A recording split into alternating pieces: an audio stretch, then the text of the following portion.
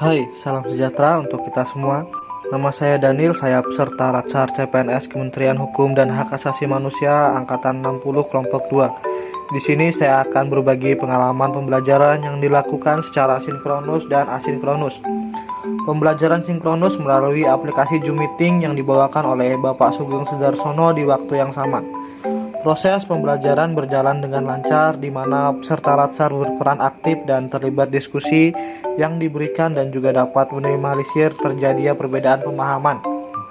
Materi yang dibawakan oleh Bapak Sugeng Sudarsono adalah kesiapsiagaan bela negara, yaitu keadaan siap siaga yang dimiliki oleh seseorang baik secara fisik, mental, maupun sosial dalam menghadapi situasi kerja yang beragam, yang dilakukan berdasarkan kebulatan sikap dan tekad secara ikhlas dan sadar disertai kerelaan berkorban sepenuh jiwa raga yang dilandasi oleh kecintaan terhadap negara kesatuan Republik Indonesia berdasarkan Pancasila dan Undang-Undang Dasar 1945 untuk menjaga, merawat, dan menjamin kelangsungan hidup berbangsa dan bernegara. Perilaku kesiapsiagaan akan muncul bila tumbuh keinginan seseorang untuk memiliki kemampuan dalam menyikapi setiap perubahan dengan baik. Kemampuan awal bela negara merupakan salah satu bentuk kesiapsiagaan bela negara yang seyogyanya dapat dilakukan oleh setiap individu. Adapun kemampuan awal bela negara tersebut adalah kesiapsiagaan jasmani, kesiapsiagaan mental, memiliki etika atau etiket moral, serta menjunjung kearifan lokal.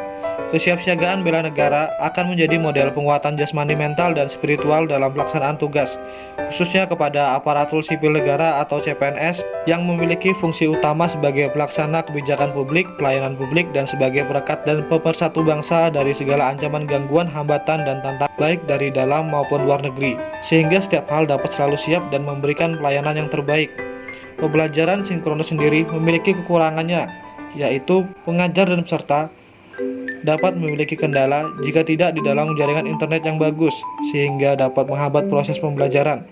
Sedangkan pembelajaran asinkronus adalah pembelajaran yang dilakukan secara fleksibel atau biasa disebut dengan belajar mandiri.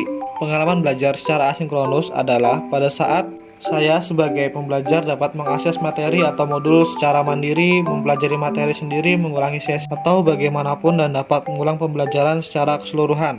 Saya berpendapat bahwa tugas yang diberikan oleh Bapak Sugeng Sudarsono juga termasuk dalam pembelajaran asinkronus, di mana memerlukan berpikir lebih mendalam sehingga dapat meningkatkan keterlibatan kognitif peserta dan materi lebih dikuasai. Pembelajaran asinkronus sendiri memiliki kekurangan, yaitu tidak adanya interaksi sesama pengajar dan peserta Latsar. Pada akhirnya pembelajaran sinkronus dan asinkronus saling melengkapi antara satu sama lain sehingga menghasilkan hasil yang maksimal. Sekian dari saya, kurang lebihnya mohon maaf.